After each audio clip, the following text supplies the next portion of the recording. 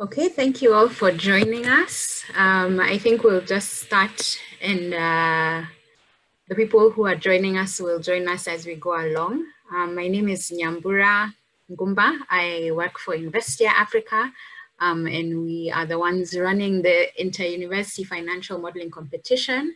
I just thought I should start with an introduction of our company. So InVhestia Africa is a project and corporate finance advisory firm. We offer 3 services, as you will see in the slides here. We do advisory work, which is financial modeling, valuations across corporate finance and project finance. We also do financial modeling, training, as well as building, audits. And lastly, we are also involved in capital raising assignments. The nature of our work is that we sit between entrepreneurs and investors. And so these are the services that we offer on either side of the track. But what we're here to discuss is the competition.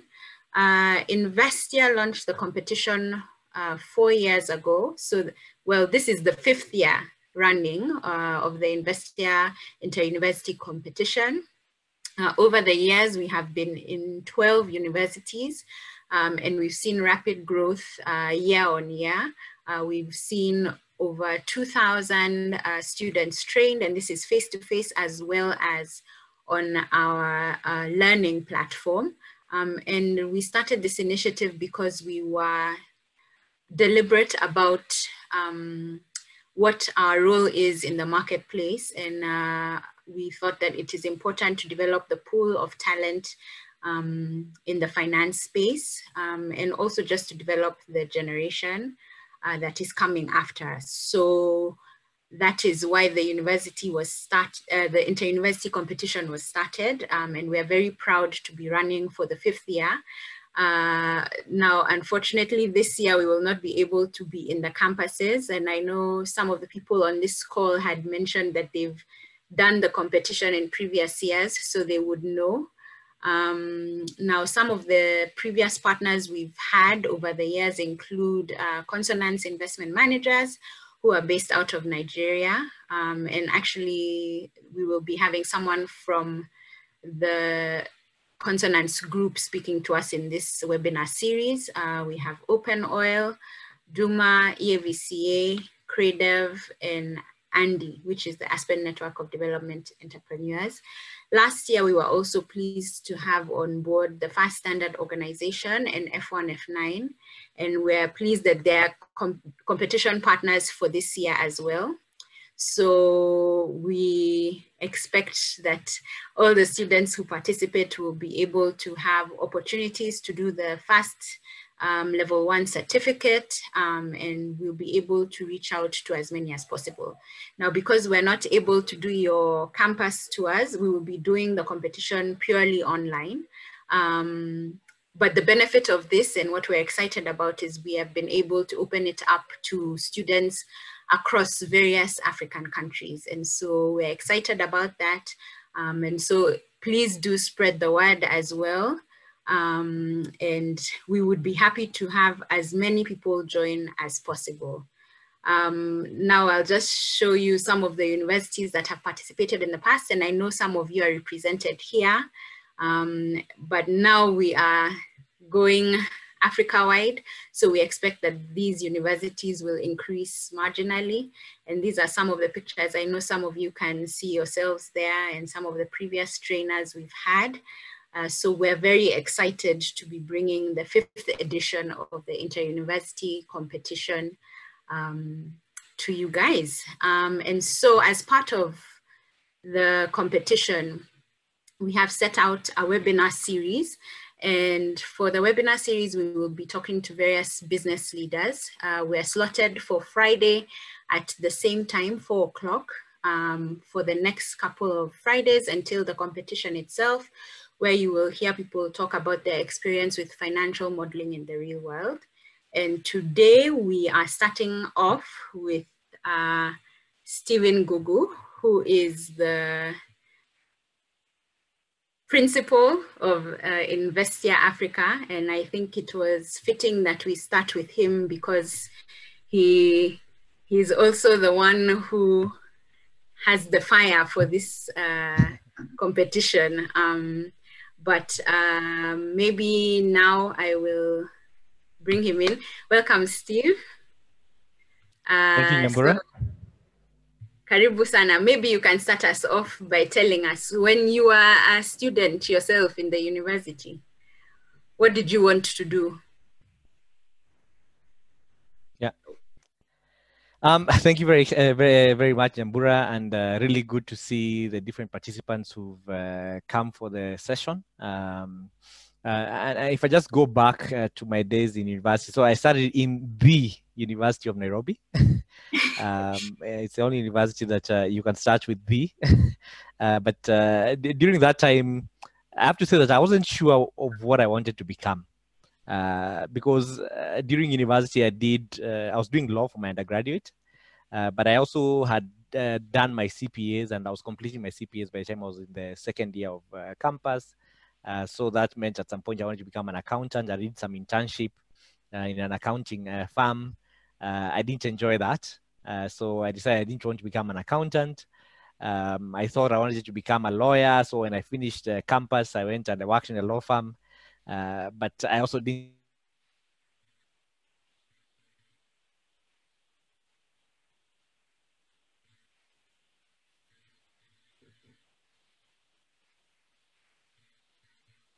Sorry, we can't hear you. I don't know if it's a connectivity issue.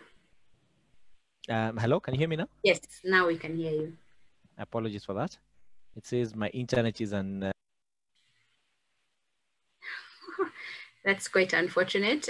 We've lost Steve, but as we wait for him to join, please use this opportunity to ask any questions you may have, whether it is pertaining to the university competition or how you can participate.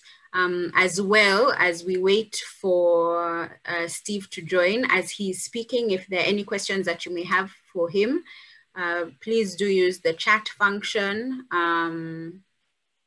And you can also use the raise hand function. Of course, we'll only get to the raise hand function right at the end of the session.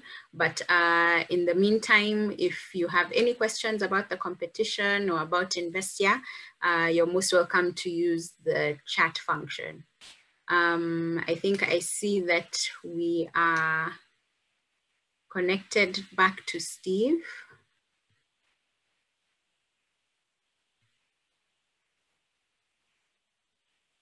Once again, our apologies for the issues. I think, as you're all aware, in these times, connectivity can be challenging. So as we wait for him to connect, again, if there are any questions, and also please note our handles. We are on Twitter, we are on Facebook, and we are on LinkedIn. So if you have any questions, you can also follow up on who we will be having next in the speaker series on our socials. Next week, we are looking forward to hosting Ivan Mandela. He's the Director of Investment at Shona. Shona is based out of Uganda, and please also have a look at their website to see the kind of work they're doing for entrepreneurs, and encourage your Ugandan counterparts as well to join. So we will be able to proceed from there.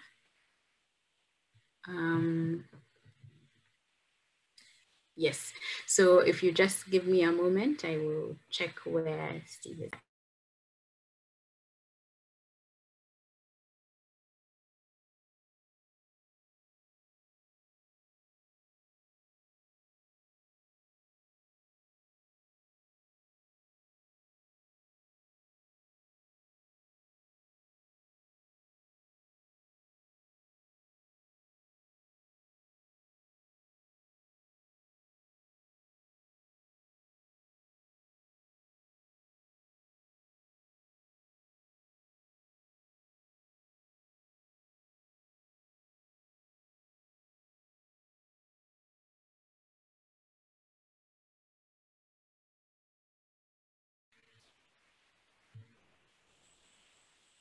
I believe we should have him back in the room now.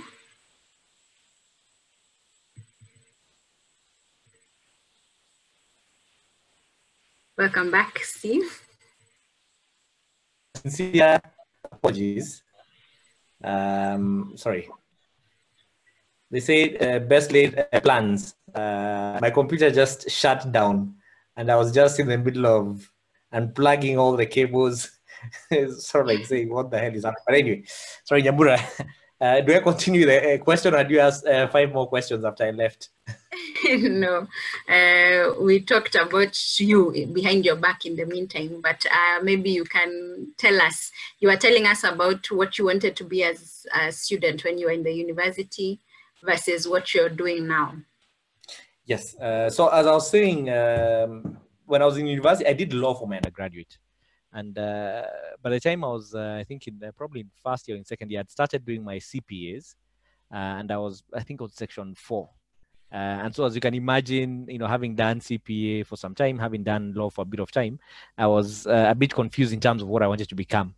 I think my dad was convinced I should have done a business course and become, go into the business setting, but I decided to choose to do law. But my journey was one that I, at some point I worked in an accounting firm for a bit of time. I didn't enjoy that as much. So I chose for myself that I didn't want to become an accountant going forward.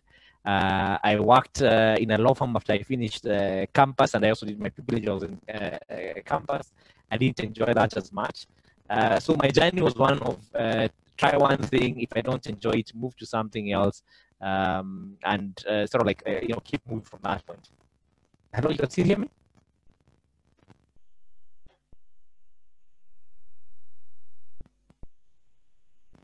Hello, Joyce, can you hear me?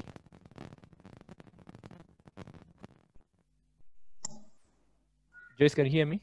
Yes, I can hear you now. I think Nyambura has left, so I think you may have to continue the questions. But let me just continue with my answer as Yes. she comes back. I don't know what's happening to our session today. So what I was saying is that it's one of those journeys where I tried one thing and tried another thing until I figured out what I wanted to do. And so I guess if you're sort of a student, you're out there, and all your colleagues know exactly what they want to become in life. Don't worry. Some of us just don't know what you want to become, and you have to try out different things before we know what you want to become. And of course, there's the rest of us who, from the time they were 1 year old, they want to become pilots, and they end up becoming pilots. So Nyambura, that's my journey. And you're on mute, Nyambura. Sorry, I was saying, how did you end up at financial modeling? Hi, so that's a very long journey, and I'm going to see whether I can try and shorten it for the sessions of the webinar. I know it's Friday in the afternoon. And so, as I mentioned, my journey was one where I tried different things. And so while I was in campus, one of the things I did is I did some internship at Stanbic Investments called Stanley, which was just recently acquired by ICA. And during that time, I enjoyed quite a bit working with Excel. And during that time, my internship was really, take some data from the stock exchange, try to analyze it, to get some output maybe around valuation, price to earnings ratios, those kind of things. And so after I worked in the law firm for a bit of time, I didn't enjoy that as much. I ended up working at Stanbic on a full-time basis. And so it was during that time that I really enjoyed working with Excel. And so fast forward 2010, I've spent quite a bit of time at Stanbic, I think 5 years as at that point. I went to do my MBA at Vlerick Business School in Belgium. And so after that 1 year, when I came back, I wanted to become an entrepreneur. And so with a couple of other people, we formed InVhestia Africa Limited. And during that time, our focus was investing in renewable energy. And so when we were looking to do that, 6 months in, the going became very tough. And so my co-founders left, and I was left with InVhestia, the vehicle. And then the idea was, what can I do with that? And so at that point is when I started asking myself, what in the market is needed? What can I sell to the market as a consultant that people would be interested in buying? And so we ended up with, I'd say, let me try out with financial modeling. And really at that point, it was really just, let's do one model for one person, etc., and see where it goes. But then at some point, I came across the FAST standard. And so really that's when I understood the FAST standard, the beauty about that, and I think we're going to discuss that a bit later, is that you can standardize things. And that's when now we started really working on InVhestia, the business from a financial modeling perspective. Nice. So how about you give us a real world example of how financial modeling translates into real life? I mean, you've talked about the Excel portion of it, but what kind of assignment or real world problem do you feel, or can you share with us that has been solved by financial modeling? Thank you, Jambura. That's a very good question. Many people who work with Excel tend to be very good ninjas, doing macros, complex formulas, and so forth. And one of the things they don't realize is that Excel is just a small portion, because it's what you're doing on the Excel spreadsheet, right? Or the financial modeling on the spreadsheet. But then the bigger portion is always, what decision are you trying to make? And so Excel is supposed to help you to make certain decision in real life. And just to give a couple of examples, and I'll pick something that's as real life as possible. I don't know how many people, in the call know about this brand called Treetop. And Treetop is not a brand. There's people who know it from many years back. Then there's people who know it from probably, I think, 4 or 5 years back, when it was reintroduced back into the market. And so we were involved in the fundraising for Treetop. During that period of fundraising, one of the key things we were charged with is, to create a financial model that would do a valuation for the company. And after doing the valuation, then to figure out, assuming we found the valuation was 100 bob, then to ask ourselves if, I don't know, I'm saying we have different people. If Ida, for instance, has 10 shillings that she wants to put in, what shareholding does she get? And so then, as you can tell, it's a very realistic, because then Ida gets a 10% and so forth and so forth. So that's one element. And then if I just fast forward that, a couple of years later, then we're involved still with the same brand, Treetop. In this case, they had a number of products in the market. They had a total of 18 products. And the key question they wanted to ask or to be answered was, out of the 18 products, which products are profitable and we should continue selling into the market, and which products are not profitable? From a sales perspective. And so when we came in, then what we did is we did a pricing financial model. So remember, the first one was a valuation financial model. This was a pricing financial model. And what we were trying to establish is, what is the total cost of production of these products? And so assuming that we found the cost of a certain product was, again, 100, then the key question was, how much are you selling that into the market? And so if you find that you're selling at 90 bob, it means you're selling at a loss, and you should probably increase the price or discontinue the product. If you find that you're selling the product at 150, then you're making a profit. And so we did this process for them, and we found out there's some products that were not profitable. And so through this process, they're able to make a real life decision where they removed a couple of products from the market. And I guess that's as real as it gets. There's so many other case studies we could speak about. And that's the joy of financial modeling, that as you're modeling, you're always affecting a real life decision. And that's what I enjoy about financial modeling. That's great. So we're living in very different times, times that have never been encountered before. So how do you feel, even in like the example you've given, what is the importance of financial modeling in the time of COVID-19? Yeah. Very good question. Once again, and I think I'll probably just go back to I think in March. In March, we had a webinar, and I think if someone wants to watch that, it's on our YouTube page. We also did a blog around it, which is also on our website. And that webinar was we did it to support businesses to weather the storm during this COVID period. So if you sort of like rewind your clock and go back to around March, I think March 15th, when they announced the first case of COVID in the country, everybody was really worried, nobody knew sort of like how long the situation was going to be for, whether they're going to be alive at the end of it. I mean, from a business perspective, from a life perspective, how it was going to affect your life. And so that's a lot of uncertainty for a business. And so what we decided to do using financial modeling is to create a bit of certainty or to remove a bit of gamble from business people, CEOs and CFOs. And so the webinar we did in this case was then trying to push companies to think about how much cash do they have in their bank account. And let's take an example that a company has $1 million bob. Then asking them to ask the question of, what is their current burn rate? And burn rate is how much money are they spending on a monthly basis. And so assuming the company then responds and say, you know, in our bank account, our burn rate is 500,000 shillings per month. Then the key question was, the view was that then they only had 2 months to survive, assuming they didn't get any new assignments or they didn't make more sales.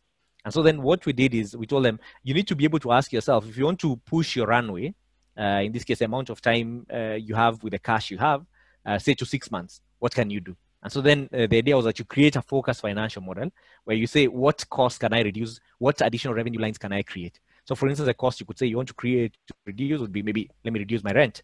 And so you would say that maybe I'm paying rent of a certain amount of cash, 100,000. If I reduce that by 50,000, what does it mean for my runway? Does it move from 2 months to 3 months and so forth?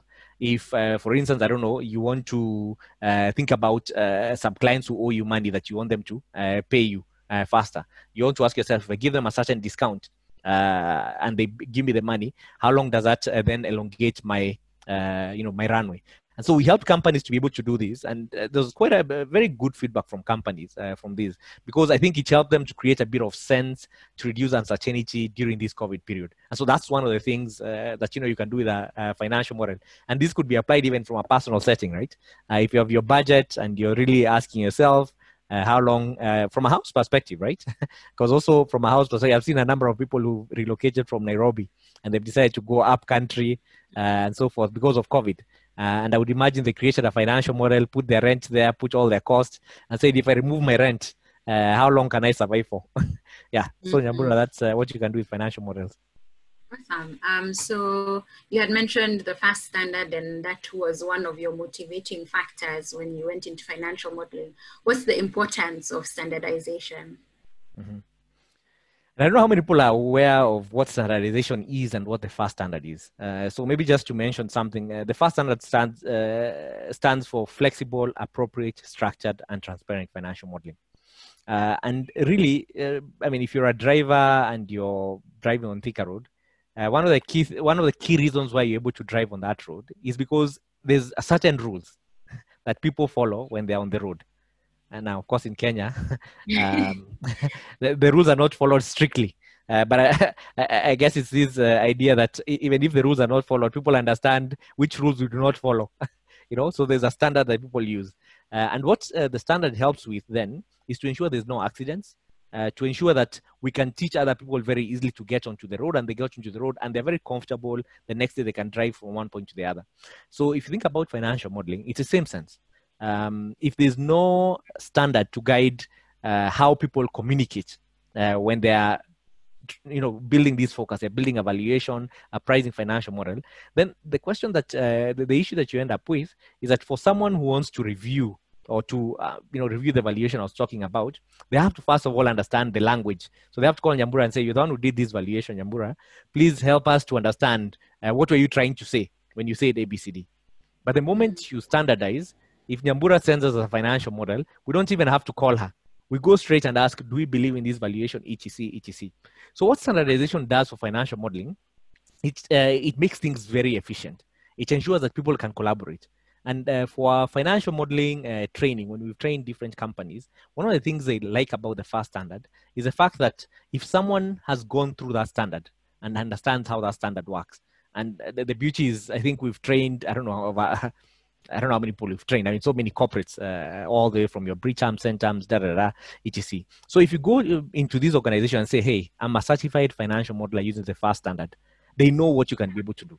And when they plug you into their team, it's plug and play. You create a financial model, the team members can be able to review, they can be able to give you feedback and so forth. So it helps that collaboration process, that communication process, and even just in terms of auditing the financial model, you're able to audit it much more easily. Yeah. Nice. So now we're going to move away from financial modeling. There's a podcast I listen to, and I know the author of this or the podcaster is someone that you also listen to. So I'll borrow some questions from him now. What is some bad advice that you've had that you would encourage students and also entrepreneurs to ignore? Yeah, I mean, I love Tim Ferriss, and I would recommend everybody, and maybe Nyambura, you can share the link to some of the podcasts, because he has some interesting ideas. I don't believe in all of them, but he has some really good ideas. But off the top of my mind, one of the ones that I would really talk about, and it's counterintuitive, is this idea that you're always told never give up. People tell you always keep moving, you know. And I guess the reason I say that, I'm assuming even you're an entrepreneur out there, uh, there's something called pivoting. And pivoting is when you sort of like try one thing for you keep trying it, but when you go into the market is giving you feedback that perhaps you need to change the approach, or you need to pivot, you need to adjust the idea to a certain extent. And many of us come from campus. At least I was, maybe I wasn't, I guess I used to pivot quite a bit, because my career has also shifted quite a bit. But there's people who, you want to be an accountant, and you will never do anything else until you're an accountant. And so you send your application to all the accountancy firms, and if they don't call you for an interview, you send another one, and then another one, and you just, there's other opportunities that could be there. Or maybe you even go for interviews, and people tell you, what, the way we look at you, maybe you should be more in the finance sector and so forth. But you're just like, I want to be an accountant. And so you need to be wise enough to know at what point you're going to, pivot, so to say, and then sort of like consider something different, and maybe even come back much later. And so that ability to, I guess, not give up, but pivot, I think is what is one of the advice I would speak about. Yeah. Okay, so it's good advice that is sometimes bad advice based on what you've shared. Yes. And yes, so yes. lastly, I know you're an avid reader, so if you could only recommend one book to us here, what book would it be, and why have you chosen that one? Yeah. So I guess that's a tough question for me because I've read so many books, and I guess at any one point in my life, I've always found a book that fits, and I felt like this is a book I would recommend. So if you ask me right now, the book I would recommend is, I mean, there's quite a number, but one is by a guy called Jordan Peterson. It's called The 12 Rules of Life. And I like that book quite a bit because it speaks about resilience. And resilience from the perspective of, just trying to sort out your life. And, when you talk about sorting out your life, it's really just making sure your life has a bit of order, that you've, if you have any things you've hidden in your closet, you've addressed them either from a personal perspective, from a work perspective, etc. And the reason he speaks about that is he says that you never know when curveballs start coming your way in life. And when there are no curveballs on your plate, know that they're going to come, because eventually they do come. You get, a sick parent, a sick friend, I don't know, someone passes away in your family, I don't know, you lose your job, I don't know, someone has an accident, those things come, and it's just how life is. And so then he speaks about this idea of just making sure that when there's calm in your life, always ensuring that then you're sorting out everything else, so that when the crisis or, when the storms sort of like gather, you'll be ready and you'll be able to weather that storm, and you'll be the person who's supporting the people around you. So that's my current book. If you ask me what the book would have been, sort of like when I was in campus, one of the books I read, which I really enjoyed, is by I think a Stanford professor then, called Tina Sealing. And the book was called What I Wish I Knew When I Was 20. And really exciting. One of the key pieces of advice she speaks about is, when you're 20, you can't really make mistakes in life. You try out one thing. If it doesn't, do another thing. If it doesn't, you do another thing. You still have a lot of time. If you're sort of like late 30s, 40s, then, TikTok. So you can't be trying out things every day. You need to be now focused. And I mean, I could speak about many more books, but let me just leave it at that. Okay, awesome. So that actually is the end of the questions that we had for you. I'd like to encourage anyone, if you have a question at this time. I noticed nobody put a question in the chat, whether it is about the competition or a question to Steve. So if anyone has any questions, please use the raise hand function if you are able to. Alternatively, you can unmute yourself and just ask your question. We'll just give it about 5 minutes, and then we will close and release people to have their great weekends. So any questions? As we wait, Steve, if you were in university, would you have participated in our competition? So I was doing law. I enjoyed working with Excel. I'd done my CPAs at that point. So I think most certainly, I think I would have. I would have been curious enough to just say, let me just participate and see where this leads. And I guess one thing I also picked in campus is there's two kinds of students in campus, right? There's the guy who's gonna get all A's, and that's because they're really sharp and so forth. And if you're that person, just get all your A's because they'll open as many doors. But unfortunately, that's like 10% or 5% of the students. There's also the guys who, however hard they try, they will not get all A's. And so then if you're that person, make sure that your resume then has a lot of other things that you can speak about. That you did a financial modeling competition. I don't know, you did a language on the side. You're in the sports team for, I don't know, basketball or whatever it is. Maybe you're part of, depending on the student unions, in this case, if it's SONU, if you're University of Nairobi, whatever it is, or Law Society of Kenya. And those things then help you when you finish, because then you can speak about what you did. Because there's people who come, they don't have an A, but then they only have university in their resume. And so you ask them, so what did you do exactly when you're in campus, apart from, getting this grade? And they have nothing else to say. So choose where you're going to be. So I would have, yes. That's great. So it does not seem like there are any questions. There's still no raised hands. There's a question on the chat. Okay. Oh, sorry. Thank you. Thank you, Joyce. Aida is asking, how did you know you loved financial modeling? It's a love relationship that developed, I think, between midnight and 4 a.m. I think it's when you have a problem and you find yourself sort of like maybe you're trying to figure out how the pivot tables work, for argument's sake, and you just don't sleep. You watch one YouTube video, you watch another YouTube video, you read this blog, until you figure it out. And it's in the middle of the night, everybody has gone to sleep, but you sort of like have to figure this out. And you just find it very exciting just to learn new shortcuts just for the sake. There's people who learn shortcuts because they just want to be more efficient and they just love how Excel works. So for me, I think it was that kind of experience where I just kept, wanting to learn more about Excel and how then I would use it from a financial modeling perspective. And I guess the love then developed. When I started getting like real life problems, which I was told we needed to solve. Like I remember one of the really early assignments I was given when I was working at Stanley is I was told, just take all the companies which are listed and, create, you want you to rank these companies. You take the price to earnings ratio, the dividend yield, I don't know, the price itself and like something else, and create this weighting factor where, I don't know, price to earnings is 20%, I don't know, dividend yield is 30%, and then now rank all the companies and tell us which are the top companies. And I really enjoyed that assignment, sort of like just digging over data and trying to figure out where then you realize that what you're doing actually means something, because then when people have a look at it, they're like, I think we should buy Safaricom. I think we should buy these. And so then that's sort of like, my love got roots.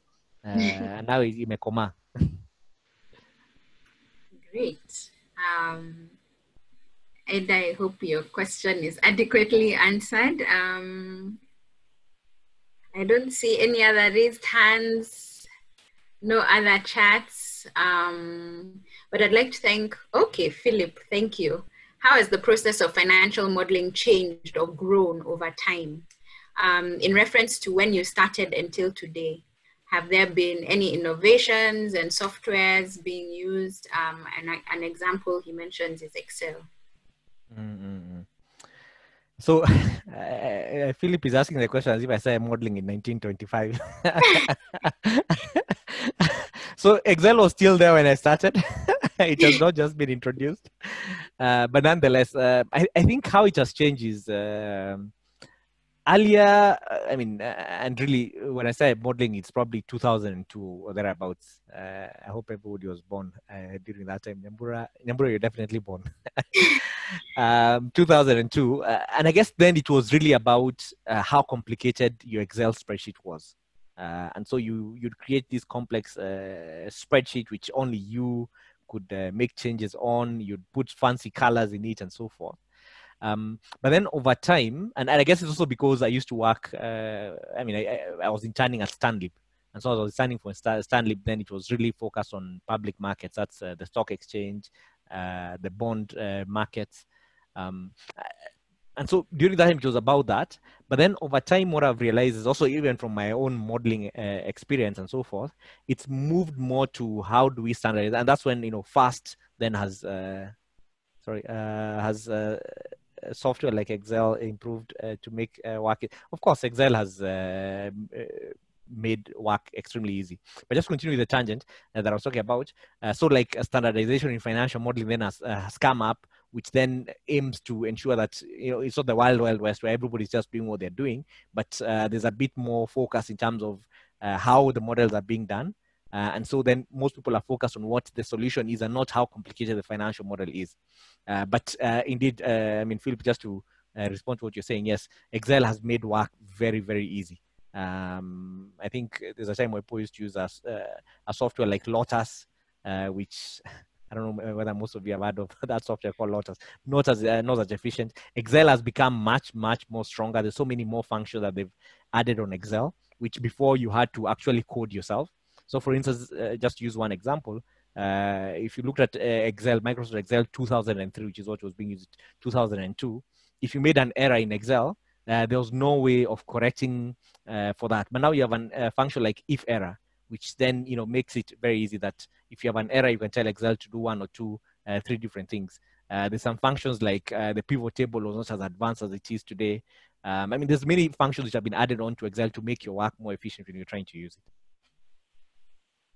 Yeah, and I'd like to encourage you guys. We have given you access to our learning platform, and you'll be able to have access to the FAST standard as well as an introduction to financial modeling in Excel. So you'd be able to see the macros that we use and how that makes the work easier. In real time, and then you can also query that for yourselves. Yeah. So I'll give it another second or two in case someone is still typing their question. But this year, if you go to our platform, which is learn.investia.com, all you need to do is register for the free course. And you will be able to do, it's about 4 hours, maybe a little longer. Yeah, Philip says thanks. So you'll be able to do the free course. And with that course, you should be able to attempt the case study, which we will release on the week of the competition. But in the meantime, we've also decided that this year we will be opening up our paid courses to the students. So if you participate in the webinars, as you do the free online course and discover more about how Excel and financial modeling is used in the real world, we will be asking if you would like to learn more, whether it's on the corporate finance side or the project finance side, and we'll be opening that up for a specific period of time. So I'd like to encourage you to keep coming every Friday at 4 p.m. We'll be here talking to different business leaders. We'll also have the trainers who've trained in the campuses before, who are also members or who are also products of the competition from several years ago, and you will also be able to hear from their experience, maybe some of the interns as well we've had in the past, to hear what kind of problems they are solving with financial modeling. So thank you all for joining us. I think we've reached the end of our webinar. As I mentioned earlier, the link and the sign-in details that we have shared with you and that you use to access this meeting are the same ones that you will use every Friday for the next 7 weeks. So do share it across, and we will definitely save this recording as well as several others. We will put them on our YouTube page. So please have a look at that. Remember to follow us on Twitter, on Facebook, and on LinkedIn, and share as much as possible. Thank you, Josephine. We've seen your thanks. I hope you will continue to learn more and more as we proceed. Yeah, and that's it from me. Unless, Steve, you have a parting shot? No, I mean, thank you everybody for attending, and I mean, looking forward to have you in more of the other sessions and to your participation in the competition. Enjoy your Friday. Yeah. And stay safe, of course. Great. Yeah. All right. Thanks, guys. Have a good weekend. Thank you. Bye-bye.